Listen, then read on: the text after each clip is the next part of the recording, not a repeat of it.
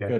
Good morning, everyone. Bill here, and welcome to week 13 of our program. It seems like it's gone by in a blink for us.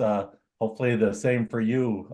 You've accomplished a ton of work in terms of doing community surveys and writing your mission and vision statements and interviewing broadband providers, spreading the word in your community. So I really appreciate the amount of work that your teams have done and looking at the survey numbers that were reported last time, sure spreading the word in your communities about the importance of broadband and your efforts to make something happen.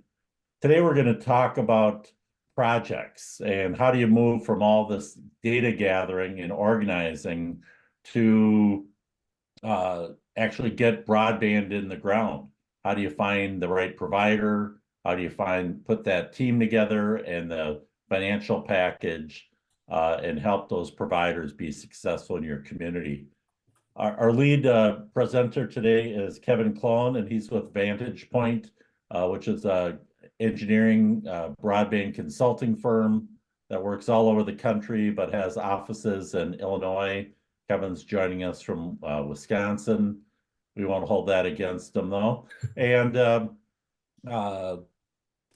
he's brought a couple of his clients along to talk about the projects that they do, Jesse Shackleton and Troy Nimerick. So I'm going to turn it right over to Kevin and let him lead the discussion. Welcome and thank you, Kevin. Super. Thanks, Bill. You see the first slide that's on here for the broadband people, and just like Bill said, I'm in Milwaukee, work for Vantage Point. My title is Vice President of Customer Relations. That means I wear many hats. Sometimes I'm a sales guy, sometimes I'm doing presentations, and sometimes I'm even involved in a lot of these strategic discussions. But I wanted to spend a little time talking about Vantage Point and where we fit in the kind of the ecosystem for broadband deployment. Bill, you and I have done many of these presentations over the years with different groups.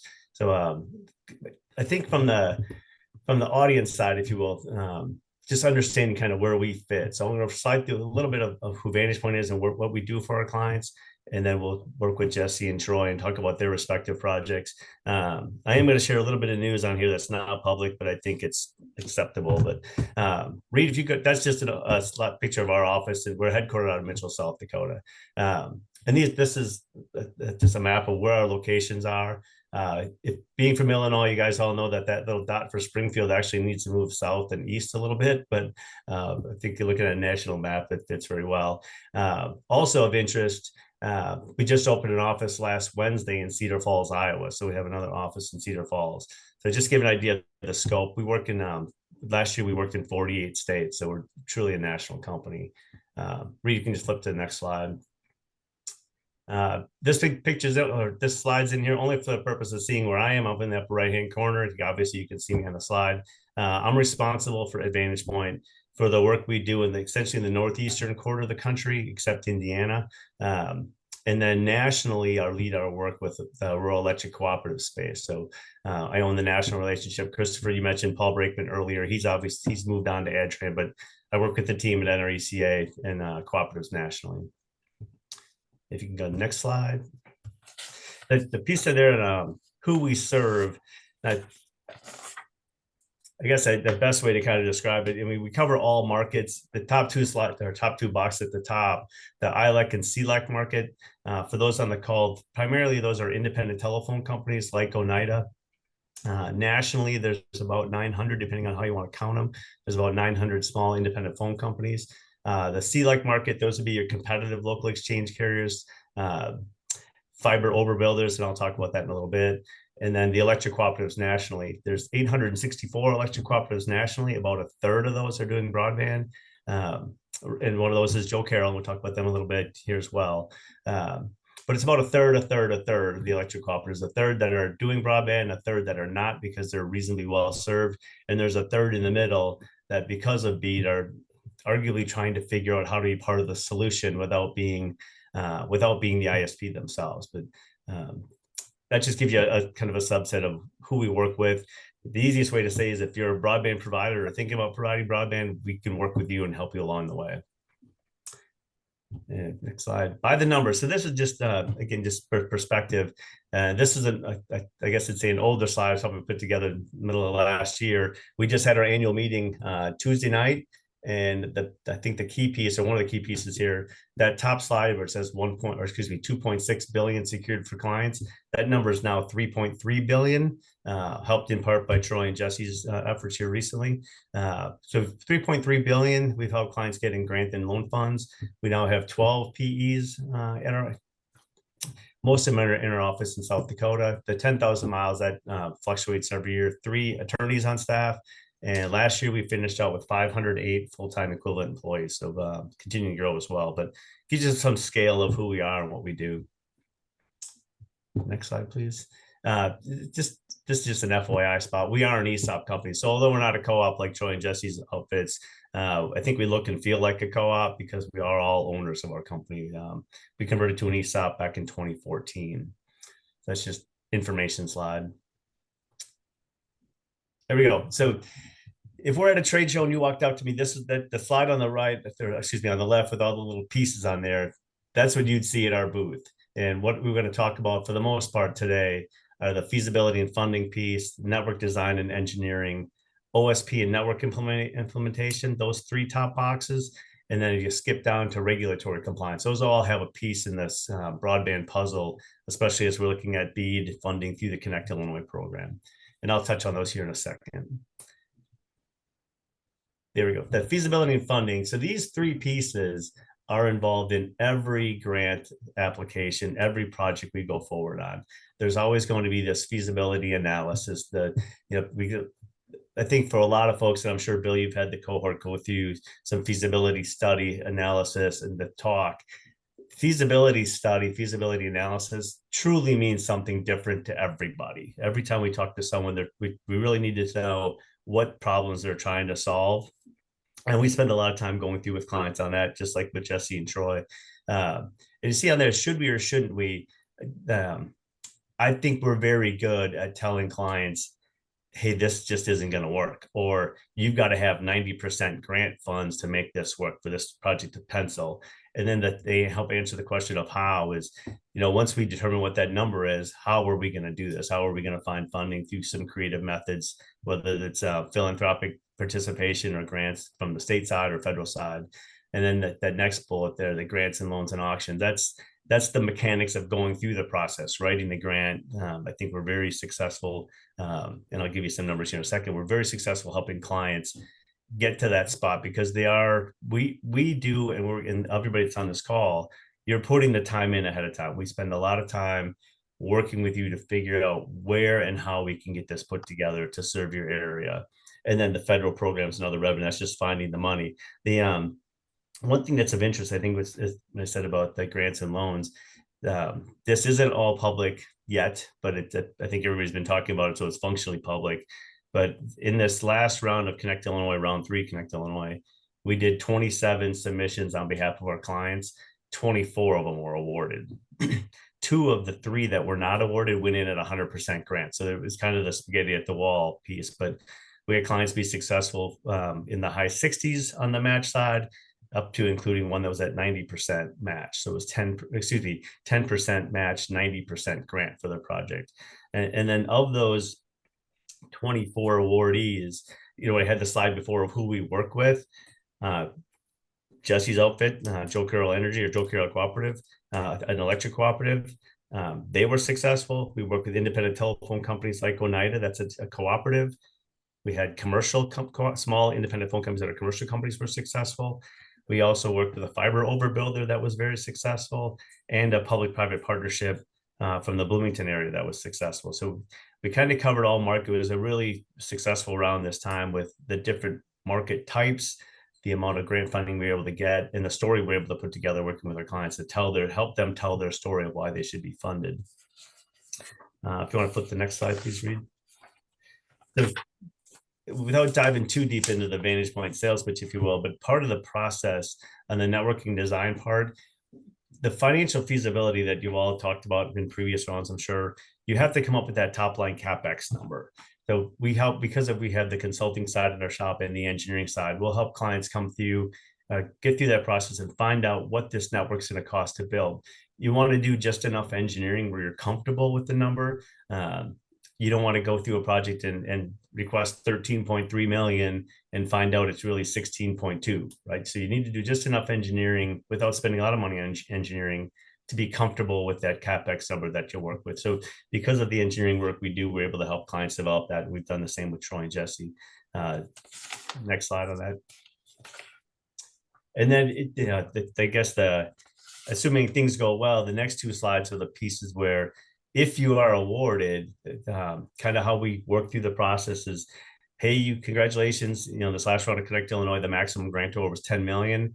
Congratulations, you won $10 million. That was a lot of hard work to get to that spot. Now we actually have to do it, right? We have to build it and within timelines and make sure it's compliant. We help and assist with that. If you go to the next slide, Reed, that said about being compliant. You want to make sure, and I'm sure you've talked about this in other sessions, making sure you're following the rules of that respective grant program, whether that's Connect Illinois or Community Connect through USDA or Reconnect Award or traditional RUS loan. Everyone has their own requirements. In fact, in Illinois, this most recent round is funded by Capital Projects Fund dollars. The Capital Project Fund dollars will have different rules versus what BEAD will through NTIA when that moves forward. So a little bit of just kind of some on vantage point of where we fit, but I think from the audience perspective, you want to know like, hey, how is Vantage Point involved in these pieces and how do you help? And is there somewhere along the way where, hey, our community, our county, our broadband group in our respective locations think we've got something put together, but I only need a piece of this, or tell me what I need to know about on the regulatory compliance side, on the back side, because we think we have a good application. So there's a lot of pieces along the way. Jesse and Troy's providers, both from Joe Carroll and Oneida, we work with them extensively, and that's why I've asked them to be on here. But otherwise, I'm just kind of here, mini moderator, if you will. Obviously, as you can tell, I'm not going to win any prizes for being some awesome presenter, but I will win a prize for being candid and forthright with any kind of questions they have along the way, because we've kind of seen and done it all, and there's no sense in me making something up when I can tell you what's really happened. So that ends my spot. I don't know, Reed, if you got Troy or Jesse teed up to talk about their project and how they've been successful. But Bill, you and I think just we can kind of act as moderators, if you will, and stop along the way. Generally, for the folks in the audience, I like to ask questions along the way that if I were in your chair, what would I be asking along the way? Because we've been through so many of these, but otherwise, Kevin, could you take a minute and kind of, you've got a couple providers here in the room. Did you ever work directly with communities then, as with the community as a client? Absolutely, yeah. The generally, and I'm trying to think, in Illinois, not so much, not a lot, but generally we'll get communities that approach us. We were talking earlier about broadband communities, a conference coming up in Texas. We'll have communities, whether those are counties or cities or just economic development areas, they'll say, hey, we don't have good broadband, or we think it's pretty suspect. And we don't, and generally, Bill, it's a case of we don't really want to do it ourselves. We want to try to find somebody who can come in to help us. I told lots of communities and done it on these breakthrough sessions. I mean, when you draw your circle on the map of here's our area of concern, obviously you want to talk to the providers that are in that circle. And sometimes it's a big telco big telco, sometimes it's big cable company. Candidly, a lot of times they really don't want to talk to you. I know that's changing a lot now here in the last few months because of BEAD, but historically you can knock on the door and nobody's opening the door. I would argue strongly that next call you would need to make should be to an independent telephone company or a rural electric cooperative that may be providing broadband, reasonably local, right? If you have your circle on the map of who you're interested in, go out 100 miles and draw that next big circle and look and see who's in that circle for providers. There's a whole lot of publicly available data. Candidly, I see a question popped in. I'll get to that in a second. Candidly, I get a lot of questions where people will call me and say, I'm in Springfield or outside of Springfield.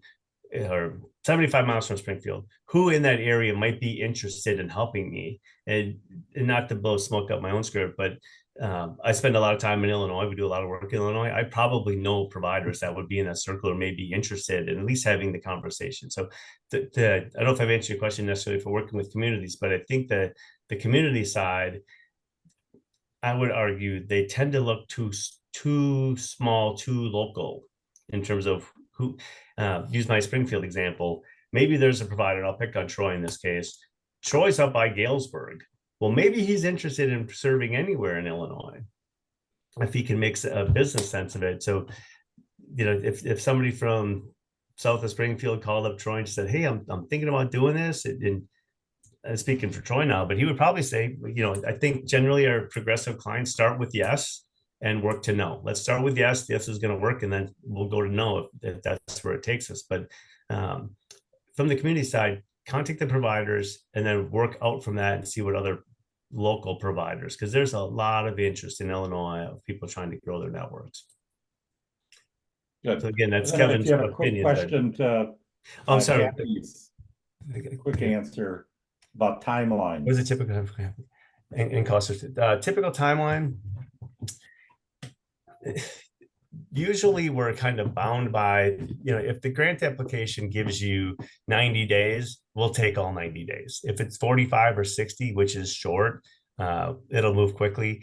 If somebody came to us today and said, "Hey, here's my circle on the map and I'm thinking about doing something," or I at least want to get an idea of what this is going to cost to build it, we can do that. The cost to build, we can do in a couple of weeks, called 4 weeks, just because we're obviously very busy right now. To get a grant application through 60 days is pretty reasonable in terms of just the timeline to get through it. The cost for a service, that depends greatly on the program. And candidly, the amount of time you have to spend on the financials is what drives that. Sometimes communities will say, "Hey, I've only got $2 million as max to do for my matching piece." And you may have to, that might be not, let's just say, for example, it's 80-20, and that $2 million is a 20%. I'm trying to do the math. You should never do math in public, right? But $15 million, right? And your 2 million won't get it there. You've got to scale that project back. So as you do different iterations, that changes the financials, changes the CapEx number. So it can get long there. But cost of service, if Kathy, you were able to, if you walked up to me at a conference and said, "Hey, I'm thinking about a Connect Illinois submission," I'd probably tell you $30,000. And that can sometimes it can get lower, or it'll be lower because there's some cut and paste that can be done if you do multiple applications. If you're starting fresh with nothing and have to do multiple mapping iterations, it can go up from there. And they go up from there piece, I would 35,000-40,000 would be on the very high side, right? I mean, and our goal is not to spend a whole lot of dollars on grant applications. Our goal is to get a successful application put together so that you can be rewarded on the backside with funds for your project. So I don't know if I helped to answer your question, but just give you some broad numbers. If you had 2 months and $25,000, we could probably get a pretty solid application put together for you. Good. Thanks, Kevin. Sure. What's the next? So Reed, if you want to put up Troy's slide, that might be a good place to go. We know how Jesse can go on, so we better give Troy some time here. So. I say that affectionately, Jesse. All right. Hello, everyone. Just a little bit about Oneida Telephone Exchange. We're a fiber broadband provider, kind of situated between Peoria and the Quad Cities in northern Knox County. You can see kind of the orange colored pin there on the state of Illinois, where we're at. We've been in the communications business since 1956 and first offered fiber internet in 2011. Our community engagement really kind of ramped up in 2021 when I made a kind of a broadband and Knox County presentation to some county board members and others that were invested in the community. I spoke to them about funding options at that point, technology types, and broadband mapping. About 3 months later, Knox County joined the Accelerate Broadband program, and Oneida accepted an invitation to join the cohort with them. So Knox County received approximately $9.5 million of ARPA funds in 2022, of which the county board set aside $2.5 million for broadband expansion. So that, the county board recognized the importance of broadband and made a goal to assist providers in covering every corner of the county. So from there, Oneida submitted an application in mid-2022 for a $100,000 grant. For the project, we made symmetrical gigabit fiber broadband available to approximately 50 underserved rural locations. That project was just the start of the impact that $2.5 million made to expand broadband in rural areas where it was lacking. So then from there, Oneida submitted 2 Connect Illinois grant applications in 2023 to construct 72 miles of fiber and pass nearly 600 homes, farms, and businesses. We worked with the county board again, and they committed to a dollar-for-dollar matching grant with Oneida. Both parties committed $500,000 each for the 2 projects, with the remainder coming from the Connect Illinois grant. So residents impacted by the 2 projects, the local state representative, county and local officials all provided letters of support, as well as local residents. It's very meaningful to have support when applying for grants. And Oneida also provided the county with local letters of support for our 2022 application for county funds. So I guess I'd say, please communicate with local broadband providers, or if you're a local broadband provider, with your local governments regarding broadband. Both parties will benefit, from the other's knowledge of the challenges of rural Illinois. And I think we all know that broadband has such an immense impact on retaining and attracting residents in rural areas, along with businesses, and also what it does for agriculture and education. So, Troy, I have a question for you on working with Knox County. Were you in Knox County prior to you being invited in for a presentation? Yes. We're a provider in Knox County. We also serve a little bit of Mercer and Warren, a small piece. Okay. But yeah, we kind of had a relationship with the county. You just knew a few folks on the county board. Good. And so that led you into delivering service in areas you previously weren't. That is correct. Yep. To expand our service area and to provide fiber broadband to folks that were lacking service. I mean, I know of one instance in that small project we did with around 50 customers. We had a gentleman that ran a business, a construction business. He was unable to do anything at home. He had 2 sons in high school that had to drive about 1.5 miles up the road to the state highway, in order to get enough cell signal on a mobile or on a hotspot in order for them to turn in homework during COVID. They just kind of down in a low area and had no choices. I think what they could get from the incumbent provider was a megabit at best download. Hey, Troy, I'm going to put you on the spot here a little bit with the question, because I know you participated in that Knox County Accelerated Illinois cohort a few years ago. But when you went to ask the county for some funding, was there anything that the county officials and others were asking, that because things that they learned by going through the cohort, or maybe you knew the answer to the questions ahead of time, but was there anything that stuck out to you, like, boy, they're asking some really informed questions, and they must know something about something? Yeah, I feel that they learned some things in those sessions, and kind of the right questions to ask. I know they interviewed several providers that submitted grant applications, and when I went to make a proposal, they asked a lot of good questions on just kind of the history of your company, what services you provide, what knew some about what some of the other funding opportunities were.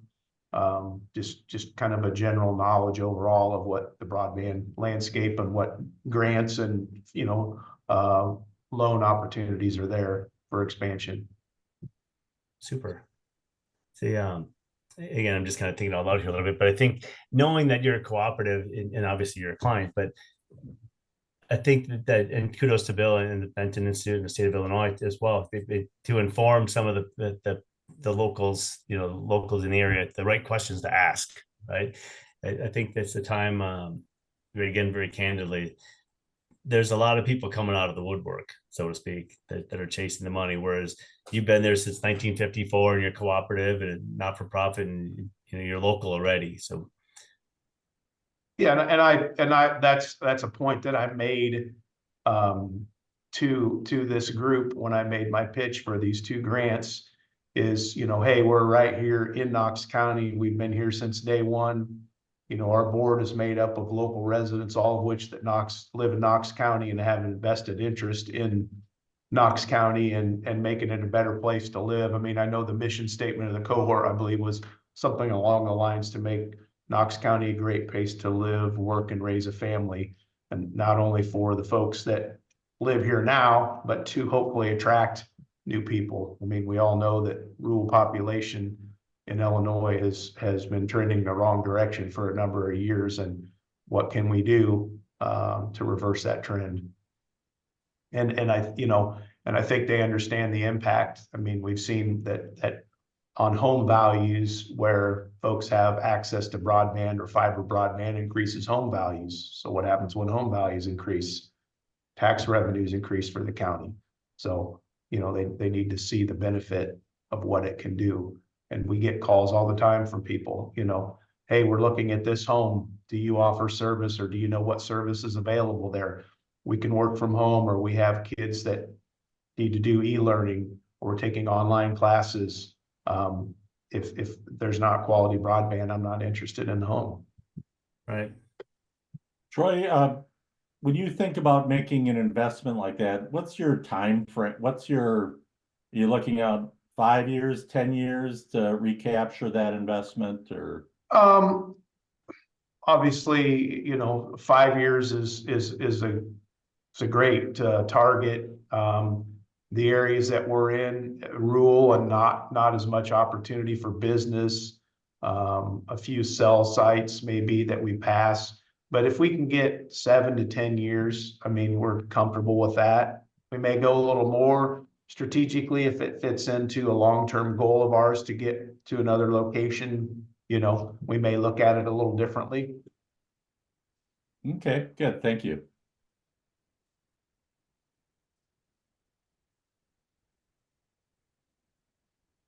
Jesse, you ready? I'm ready, Bill. We'll get your slides up there. There we go. All right. Well, good morning, everyone, and congratulations as you enter the final steps of your cohort and the awesome program facilitated by Bill and company. So we were actually participants in would have been cohort number 1, and that goes back a couple of years ago.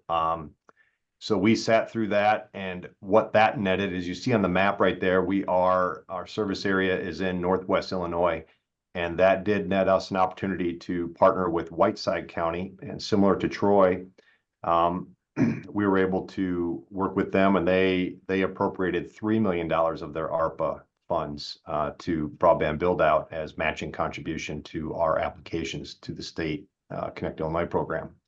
And so we hopefully soon, yet within any day, we'll be able to go public with award announcements. I know the Matt Schmidt and his team at the Illinois Office of Broadband are working diligently to get the final formalities in place and be able to go public with this next round of funding announcements. So we're excited to be a part of that and help out Whiteside County.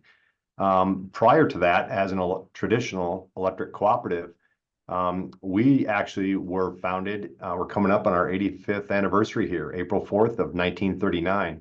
And Joe Carroll Energy, and we now just recently rebranded as JCE Co-op. And you can see by the map, Joe Carroll's our original footprint. It's Joe Davies and Carroll County hyphenated. And back in the late 30s, I just kind of went back and refreshed some history here. I think it was 66% of the rural homes and farms in Joe Davis County and 70% of the rural farms and homes in Carroll County in the late 30s did not have electricity. So we like to pride ourselves as one of the nearly 900 co-ops nationwide. What you hear about today in the digital divide, well, we basically helped close the electric divide back in the late 30s and into the 40s. So we're pretty proud of what we did there on behalf of our local communities, because we don't just work for the people, we are the people. We work with them side by side, and it continues today. We're probably a little bit biased in business models, as a cooperative. And that includes both on the electric side and Troy's entity and others on the telephone co-op side. But we all know that the amount of funding that's out there, it is going to be kind of an all the above. I think Kevin alluded to that. When you're out seeking a partner, the main thing is, what can you do to find a best value partner that ultimately is going to achieve that goal? And maybe you might say, I'd love to partner with a co-op, but it may not be possible in your particular area. But again, it never hurts. Like Kevin said, get out there, utilize your resources. People like Kevin. Kevin knows a lot of people, and I wholeheartedly believe he probably knows somebody somewhere that could probably step in and maybe give you a serious consideration and help you out. Next slide, please, Reed. So we and do I have control, or am I froze up here? Well, it's I can hear you, but the slide didn't change. Okay. Sorry, hang on 1 second. I don't know why that's. So you still Alright. see the first slide? Yeah. Yeah. Weird. Here, I'll just stop and reshare. All right. And as Reed's bringing that up, the next slide, when it does pop up, it's a mosaic that came from the GAO there, Government Accountability Office. I think they refer to them as the Congressional Watchdog, right? And I really like this slide because, and I showed this at one of our recent board updates, and it just shows all the different programs that are out there. And what I have circled in either solid black circles or the dash, those are areas that we're directly involved with in one way or another with our current grant applications, awards, or something that may be in progress. So having a brief conversation, Christopher Ali's on the call here, and he brought up about digital equity, because right now you're really myopically focused on your build out and like Bill talks about, getting that fiber in the ground, or in our case we have some aerial as well, but regardless, getting that fiber deployment out there. But that's really just the start. Really, there's so many other elements to the value stack on top of that fiber that you almost need to be working on concurrently. So this is just a little bit of a shout out. Just know, in addition to all the funding that's there for your fiber build out, there's a lot of funding and other programs and opportunities to also help other institutions, other focus areas help stand up, other programs that can benefit from that build out. So in our, whether it's an innovation center development through a grant, the USDA DLT grant, I'm hopeful to try to, that next round of application, I think, is due by the end of April.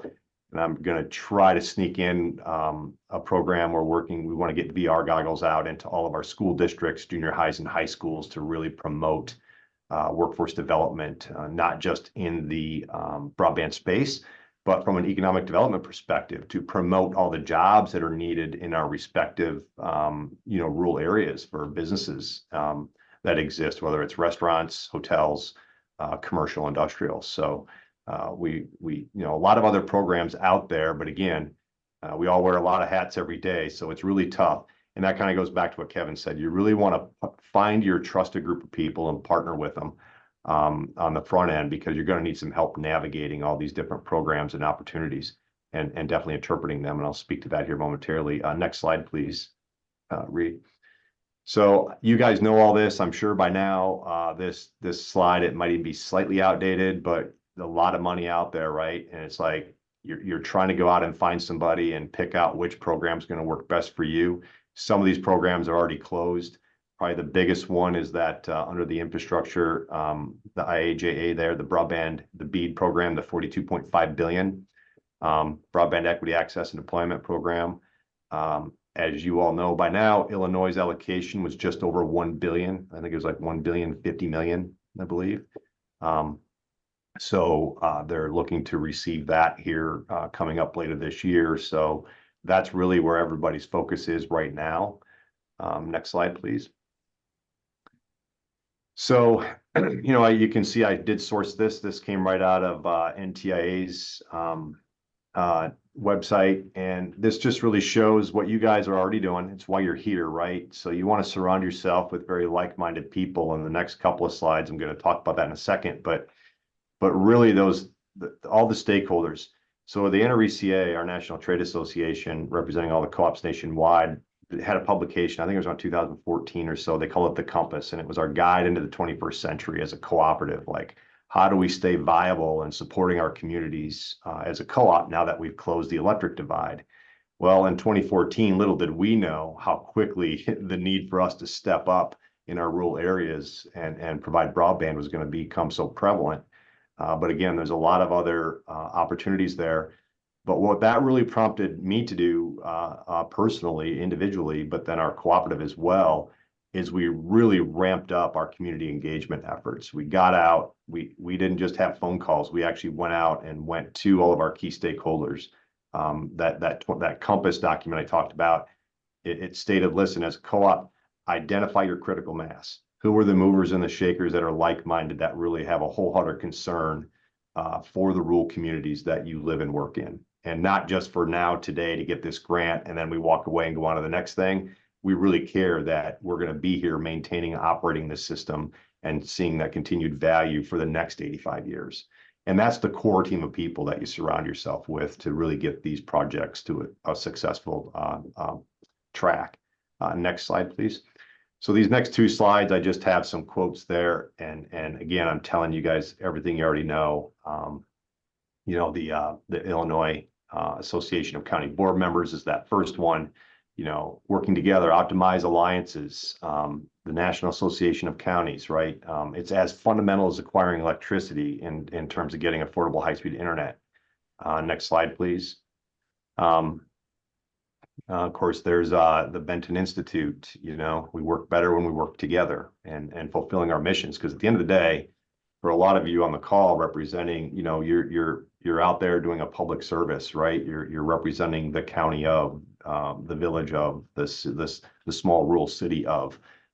We're not in those positions to earn a paycheck, right? And get a star on our, on our shirt, whatever. We're out there because we care about our communities. So it's really just that last point, culture eats strategy for breakfast. It's creating that culture, trusted team, and because you're gonna have to roll up your sleeves and do a lot of work. So next slide, please. We're getting down to just a couple more here. So the reason I showed this one, and I thought it was relevant, is as you continue taking the knowledge that you're learning through this program and you partner with somebody, it's not just the potential person that's going to build it out, like a Troy telephone co-op or Jesse, an electric co-op that's doing broadband.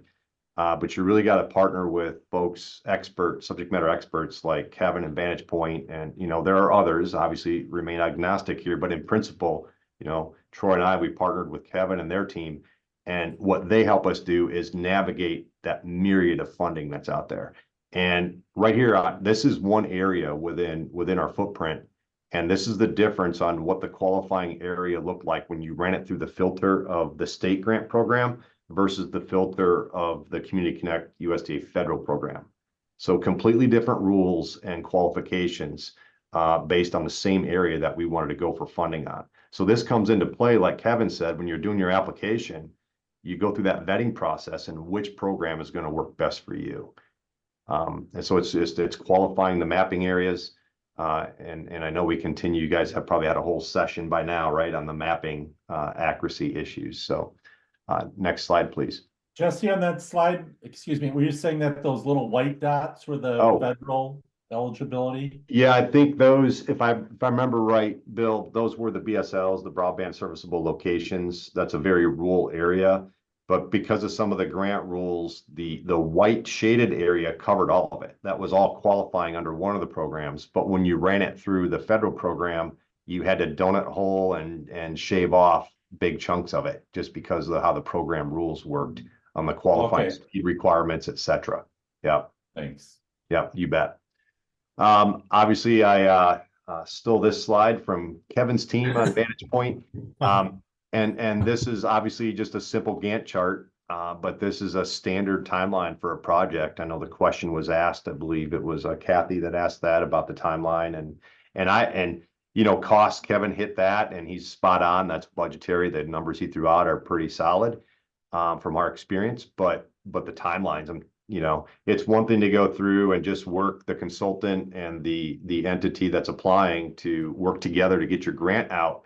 But once you push that grant, once you hit submit and you chuck it over the fence to whoever the grant administrator, whichever program you're submitting to, you are now at their mercy and how long it takes their process to go through the whole review process, merit review, et cetera. And it's a lot of times they'll state timelines, but we've rarely seen those timelines be accurate at all. Pretty much plan on an extended amount of time on that timeline risk number one. Timeline risk number two is the environmental and the permit side, between whether it's railroads, environmentals, some of those things. Just go into it eyes wide open. There are some things that are out of your control, out of our control, that will impact the overall timeline. And I say this because once a community understands that $3 million of precious ARPA funds, for example, or you know, any matching dollars, precious capital dollars for any of our entities go into and are committed to a program, it takes time, and people, you know, patience is a tough thing to deal with when they desperately want the service yesterday. So I would say just be very mindful of that. All right, have a quick question you want to jump on, Bill? Yeah, it's a question about, you know, we hear, are these permitting issues, are those pushing things, you know, into the next calendar year, or is that just a question of generally they take, when they're supposed to be 60 days, they end up being 90 days, or how often is 60-day turned into 180 days? Okay, yeah, good point. For example, we submitted 6 railroad applications in last October of 23, and we literally just within the last 2 weeks got them approved. So that's one example. So that's where folks, like, if you have an experienced internet service provider that you partner with, and or an experienced consulting group like Kevin's team, they can help you identify those critical areas that you want to be out in front of. And so there's a lot of moving parts to it, but you always want to make sure that these Gantt charts are up. But yes, that's one example, like on a railroad permit. I don't know if that was a... Yeah, that's helpful. And, you know, just a couple things here, maybe you're going to deal with this later, but last week we heard quite a bit on the easement issue from the Farm Bureau. Yeah. Then just as a side note, you know, the railroads are some of the most powerful folks in the country due to having laws that date back to the Civil War, in terms of them having, in Minnesota, we're lucky that the legislature came together in a very bipartisan way and really solidified short timelines and costs for railroad crossings. Well, you bring up a good point there, Bill. And number one, I want to fully respect the mission of the Farm Bureau and you know, landowner rights, and that is their core mission. That's their core values. So, in fact, we were largely born from Farm Bureau. The Joe Davis County Farm Bureau and the Carroll County Farm Bureau were the two entities where their Farm Bureau members and landowners, the farmers themselves, had conversations across fence lines back in the 30s. And they're the ones that went in 1939 and helped, the Farm Bureau and their members were the ones that helped get the Rural Electrification Act application in to create the electric co-op, because they were sick and tired of not having electricity. So we have a deep, long history with the Farm Bureau. I will say in today's environment, that does create a challenge. Absolutely. So we have to, you know, and I've heard the term used, we somehow have to find a way to thread the needle if we want to see this successful deployment happen, because that's the other thing with these programs. you wait for, you spend a lot of time, a lot of effort, and in some cases, a lot of money, get your application created and crafted and over the fence. Let's just say, fast forward, merit review teams, like that's a solid application, you get awarded. And that even though once it's awarded, now the real work begins. But the other thing with the award, it starts the time clock, because now you have a date that you have to build by with these funds. And so all this stuff that's on the screen now comes into play for you to meet your deadline. That might only be 2 or 3 years out in front of you. And so if you are going to put the success of your entire project on, several hundred, or in some cases, maybe even up to 1,000 miles of fiber build out into the hands of each and every single individual property owner, that is a risk that you cannot be naive to. And there's about 25 states in the country, Bill, like Minnesota, I think, Indiana, Tennessee, all around us, that have passed legislation that made it much more streamlined and conducive for folks to get these rural broadband builds out done in the appropriate timelines. But Illinois currently is not one of those. So definitely something just to be aware of, for sure, going into it. Next, I just have a couple slides. This one right here really just speaks to one of those ancillary on the side initiatives. So as we're so focused on the build out and the funding, we had just a simple memorandum of understanding that we started this small consortium group. Everybody signed on, and the groups that are here, this is really a focus and an emphasis on workforce development. So since then, the Best Inc. up in the top, that's a local division of like the Illinois Works program. We were successful in getting an apprenticeship expansion grant. And so through Morrison Tech, local college, tech college, we're launching the Fiber Broadband Association's Broadband Tech curriculum there. That'll start in the fall semester. And we're actually going to take folks that we have here on staff, broadband techs that didn't have a formal program to go through, and retroactively going to plug them through that program. So, but we really are focused on getting, where I see a benefit to this, taking our local high school kids, starting in junior high when they're impressionable, right? Maybe don't listen very well, but they're still impressionable. Getting them in the VR goggles, introducing them to all these different jobs that are out there. And at the end of the day, instead of just going and accruing a whole bunch of student loans to get a degree that they may or may never use, they go in and get paid to get trained through an apprenticeship program. And the next thing you know, in our rural counties and footprints, we start to see our median household income start to raise up. And with that, organically, you start to see the rating of your school district start to go up, and all these little ancillary things that come with it. And Troy spoke to a few with, home values, et cetera. So anyway, I think the last slide, you can just bounce to it. That was really, these are just a couple of things that further justify our VR initiative that I'm hoping to go after this DLT grant potentially here. So again, that kind of concludes, my contribution to the conversation here. And I guess I'll open it up for any questions, Bill. Jesse, there's another question there. Name or link to the apprenticeship curriculum. Oh, okay. So just to clarify then, yeah, I can follow up on that. And then with Bill, with your team, you guys can kick that out, right, to everybody? Okay. Yeah. Definitely, we can. Or Reed. Yeah. Okay. Thank you. Thank you. Bill, you're muted. We've got 3 smart folks here that have done a ton of broadband projects. Hopefully we have some questions for them.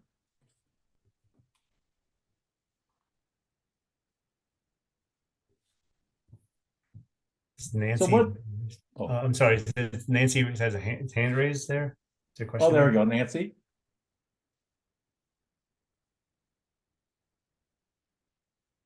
Nancy, you're muted, I think, or we're not hearing you.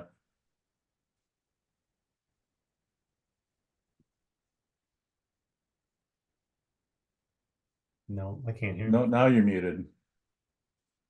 Sorry, don't need anything. Okay, Nancy O'Drago is, well, Nancy, break in if you need it. What, communities that struggle to find a provider, what advice? Just keep looking, or do they need to sweeten the pot? Or, obviously, when we had the ARPA dollars coming in, that was free money that the counties had. It wasn't, obviously a ton of different opportunities to spend it. But to say, okay, we're gonna take 2 of that 4 million and give it to broadband, that's a relatively easy kind of choice. Are you seeing counties step up with their own funds from other sources to participate in these programs, or what are you seeing, Kevin? Well, the answer is it varies, right? I mean, and ARPA helped a lot, right? You asked a question there about sweetening the pot. And I mean, no disrespect to most of the people that get engaged in these things. A lot of times they just don't know how much it costs to build one of these networks. There's one, this was maybe 3 weeks ago. We were working with a client in New York, and they had $750,000 available and could get possibly 3 million more. And their project was going to be like 60 million. So they just, and sincerely, with respect, they just don't know how expensive these projects are. So there's been many times, including one in Illinois, where we put a telephone cooperative together with a local county or a county that wasn't too far out of their serving area, and they were willing to come build, but they just needed the dollar. The telephone co-op needed the dollars, right? I mean, they wanted to come, but the area. I mean, the whole idea, or the whole challenge, if you will, the whole challenge with the challenge map, the challenge process, and available broadband locations is finding areas that are eligible for funding, right? That's an issue. That's a problem. But if in this case in Illinois, the telephone co-op was willing to go build over there, but they said, and I don't know the numbers, but it's just to say, hey, we have to have $10 million to get there. We've got to, this has got a pencil, right? But they are a not-for-profit cooperative phone company, and the county just couldn't come up with the money. I mean, there was such a big number, it wasn't going to work. Now, to your part, that's the sweeten the pot thing too. As far as finding a provider, I am 100% convinced that any of these areas that are eligible, somebody's going to build them, right? Whether that's guys like Troy and Jesse that are cooperative phone companies, electric cooperatives, or maybe it's Kevin's Ding Dong Wireless Company, right? There's money there. You don't want me coming, right? You want a fiber overbuilder, but somebody's going to build there.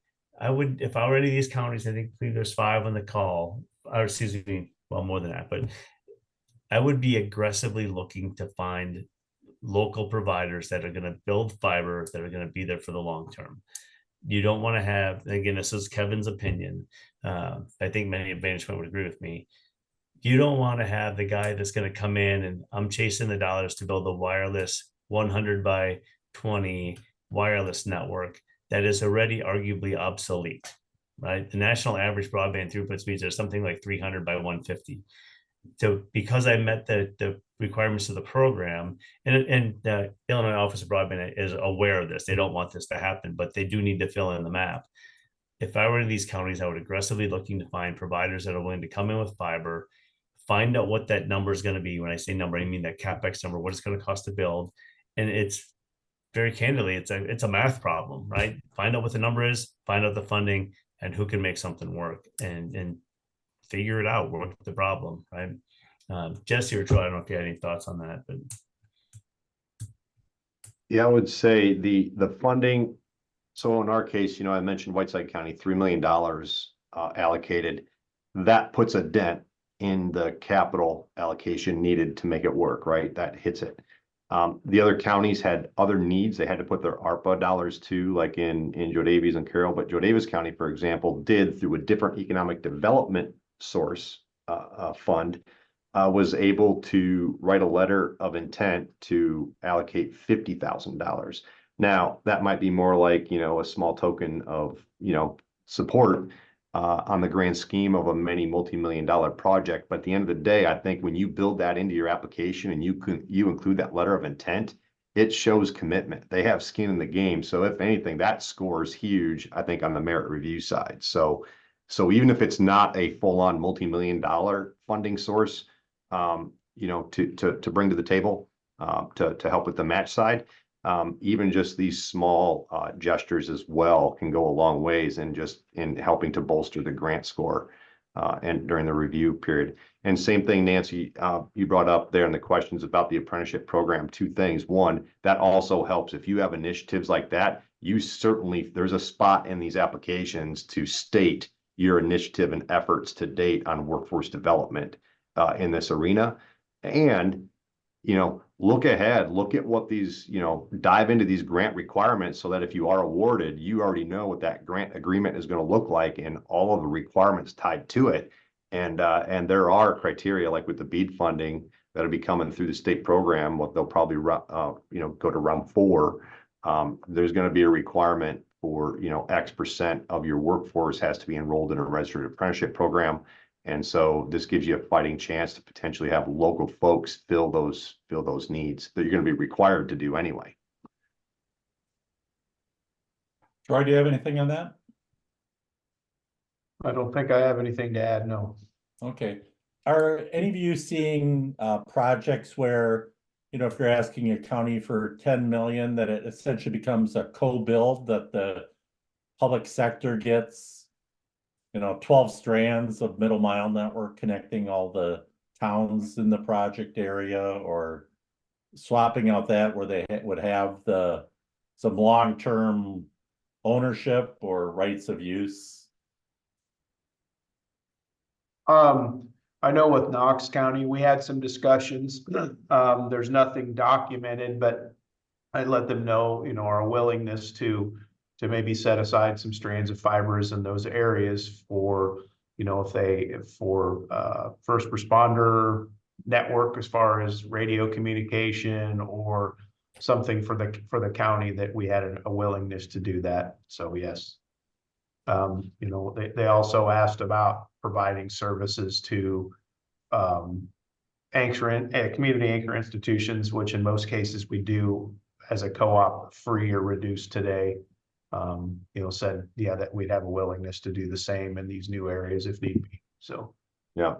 And I would say I kind of agree with Troy as well. What we've done in our communities, whether it be a county or some of our municipality areas, rural ones that we've built into, is more on the lines of within our agreement, providing them with the needed services, like in lieu of a franchise agreement where it's a dollar exchange, we provide them with the services. Because you remember, as a co-op, that's the benefit that Troy and I have, is one of the greatest benefits is by providing service, they're already member owners. Like they own us. We are their fiber building tool in their toolbox. So there's already this inherent ownership part that's already included with this business model. So, and then it's just a matter of us working out to provide some of these key services to these locations as the build out grows.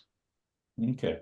Well, and certainly, and I'm a big backer of co-ops as a economic development strategy for communities. I know that if there's economic development opportunities in any of these places where you serve, you know, somebody says, hey, we come in and build a factory or an office building or something, knowing that fiber is going to be there when the building is ready to go, is a great commitment, and you guys can make that commitment yourselves, and as opposed to having to go some other place for a decision. So that is a powerful benefit to a community from working with a local co-op. Kevin, any closing comments? Just one other thought when you asked about the counties or somebody receiving a tube or 12 fibers or whatever.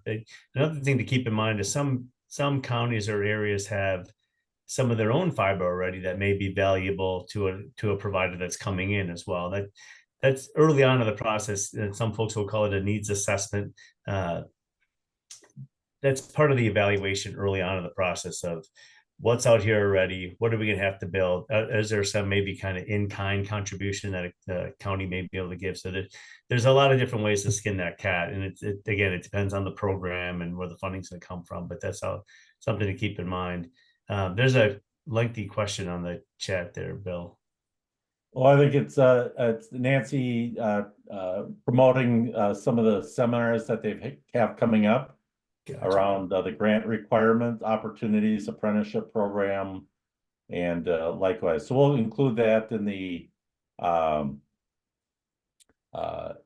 follow-up email out to the communities, and also some broadband build out series with Illinois Railroads and Farm Bureau. So a lot of this content, it's a never-ending quest for knowledge and working through problems. So the deeper you get in, the better. So we'll also send out the contact information in the slides here today.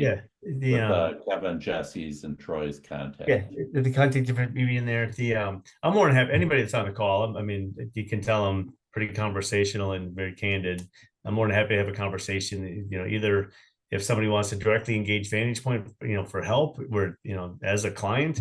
But if it's just a case of, hey, I'm in Bugsville, Illinois, and I'm looking for somebody that might want to be in my area, I'm more than happy to play matchmaker along the way, and, you know, just give me a call, right? I mean, and I tell people this all the time, you can call me anytime, 6 a.m. to midnight. And if I'm available, give me a call. Troy knows this. Jesse, I think I talk to Jesse once a week before 6 a.m.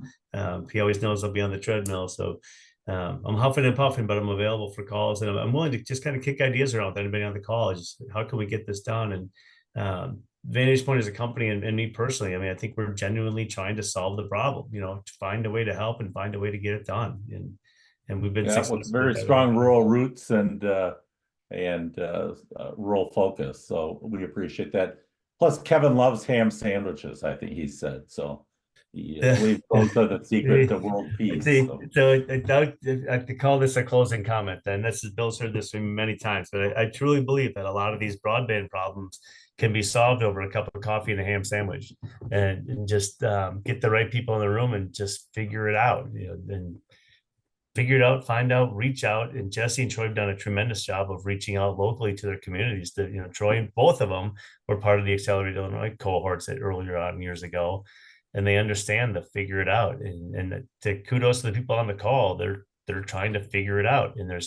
And granted, you've heard a lot about Vantage Point on this call, but there's other firms in Illinois that are, I mean, the Benton Institute and not an engineering firm like us, but there's people that are trying to help, right? And there's resources to call upon. And happy to be part of that puzzle. So, good. Thank you, Kevin, for organizing your panel, Jesse and Troy for sharing your time and your commitment to rural. That's great. So we appreciate it. Very good.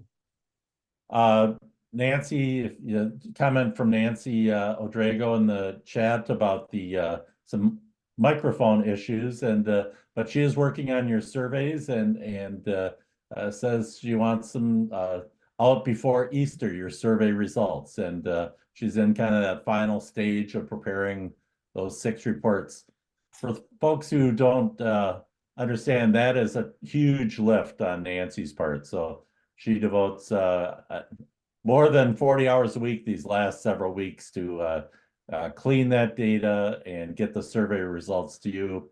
Just heard yesterday on a call how valuable that these survey results were for a community in dealing with providers. So if you're trying to gather prospective customer information, lowering the costs of sales for companies like Jesse's and Troy's, say, here's a list of people who want broadband, here's where they live.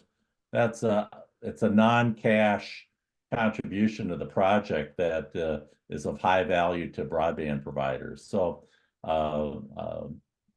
look forward to get that information and then to make great use of it going forward.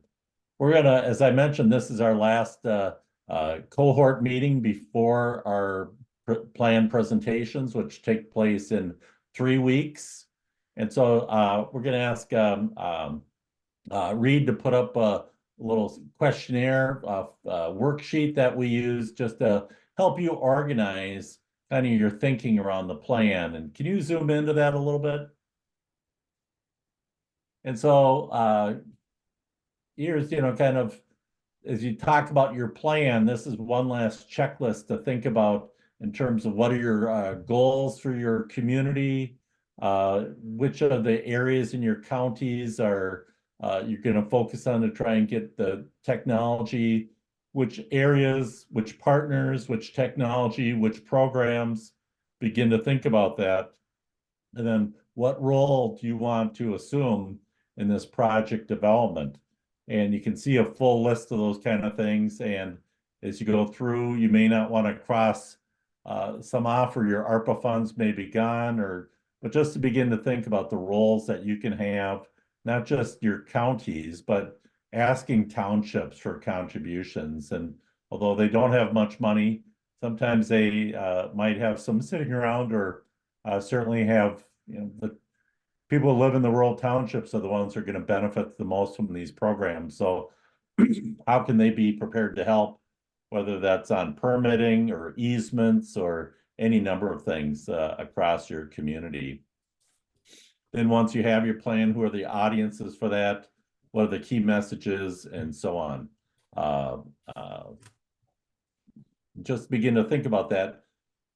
As you know, we've asked you to schedule two 2-hour sessions over the next couple weeks with Troy, or with Reed, and I think a lot of you have done that. And but the first one will really be talking about, what have we learned, from the maps, from the programs, from presentations like today, and then what are we going to do about it? And that's really the steps forward, moving forward. So many times we handle that in the first session, and we don't have to meet again, or I'll just meet to review your presentation just prior to our presentation date. Sometimes it takes the 2 sessions. Some folks are overachievers. They have their plan kind of ready by the first time we meet, and all that's fine, whatever works for your team.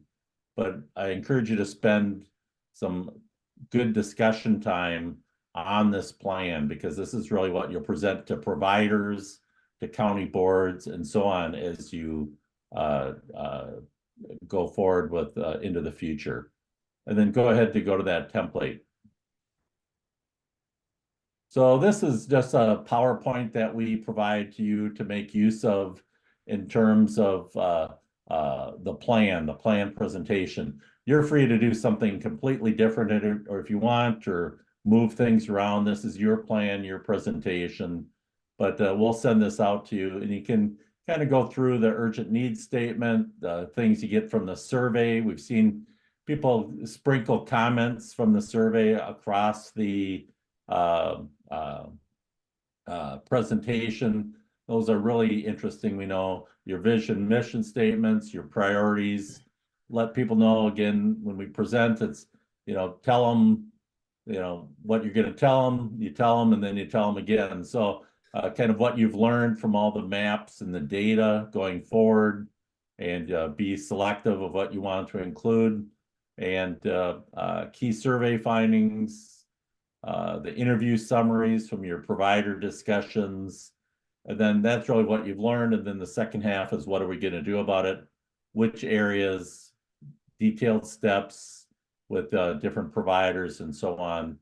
A lot of now we're waiting. We know that there's open programs for Reconnect. There's open state funds. I think they're kind of in the process now of reviewing those grants. But according to what Matt Schmidt said last time, there's ongoing review of applications, and then just waiting for those BEAD dollars to become available. And so and finally, what's the community leader role? What are you asking other communities to do? So when you go to this presentation and deliver it in your community, I'd encourage you to have some things on a to-do list for other community folks, recognizing that you've done all this work, but now the important part is to bring projects over the finish line. So whether it's funding or rights of way, or easement kind of roles, just local promotion. Is I think Jesse's chart there was really interesting about the different funding that's available. So gearing up funding in other places, schools and libraries, or telehealth, or public safety, asking folks to keep an eye out for those opportunities within their kind of silos of activity, and bring them to the forefront so you can leverage all those programs and opportunities together.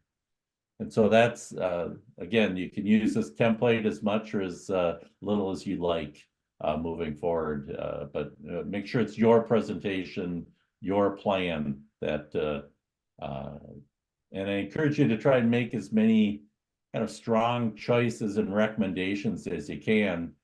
In a few cases, we've seen folks that say, oh, you know, we still need to do all these kind of activities. And so hopefully in the next several weeks, we can button down your plan, really get the checklist done of the things we've asked you to do for this plan. And so you can really come forward and say, here's what we're going to be working on, and knowing that that's going to be needed to be revised and updated as you go. Any questions on what we're asking you to do around the planning process?